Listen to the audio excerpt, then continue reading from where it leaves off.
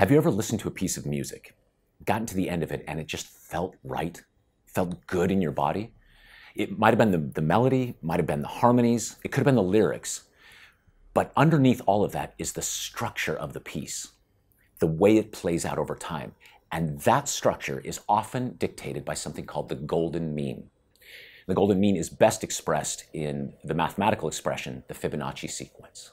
The Fibonacci sequence, for those of you who don't remember from your math class, is quite simple, actually. It starts with the number 1, then 1 plus 1 equals 2, 1 plus 2 equals 3, 2 plus 3 equals 5, 3 plus 5 equals 8, 5 plus 8 equals 13, and so on and so forth. And if you take any of these two numbers in the sequence, let's say 8 and 13, the relationship between the two of them, the ratio, is approximately 1 to 1.618, what we call phi.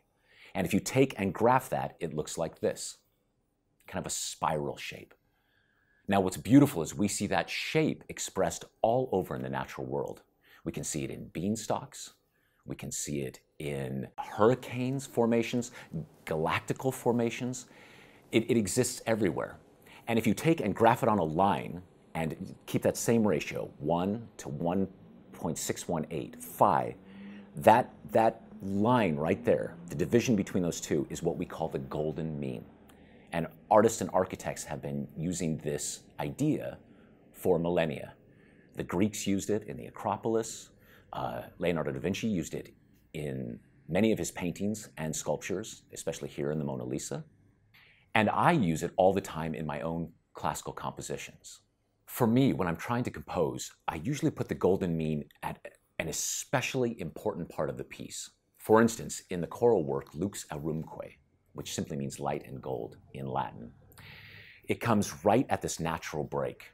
The choir sings Canunt Angeli, the angels sing, and then there's a break in mood. And then after this comes Canunt, Canunt, they sing softly to the newborn babe.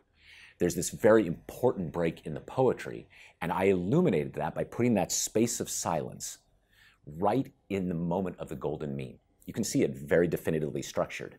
And it's fascinating, what I consider a perfect performance in terms of length. If you look at the audio file itself, that golden mean comes exactly where the silence ought to be. In a piece that I wrote called Water Night, it comes again on the most important line of text, if you open your eyes. And right there on the chord eyes, not only does it come in terms of time, length of time, but literally in measure numbers. So the measure numbers are divided so that the golden mean happens directly at that climax. I do the same thing all over the place with deep field. So deep field, not only on the macro structure, is one giant expression of the golden mean and the Fibonacci sequence, but in small scales, even down to the single motive that is performed. You can see right there at the climax of that little motive, that's where the golden mean happens. And then that gets echoed over and over on bigger and bigger scales throughout the piece. Now, I don't think for a moment that people sit in the audience and listen to a piece of music and say to themselves, you know, that's a terrific use of the Fibonacci sequence. I don't think that happens. But what I do think happens is there's a pattern-seeking part of our brain, an intuitive pattern-seeking part of our brain that feels it. It expresses it emotionally. You get to the end of a piece and it just feels right.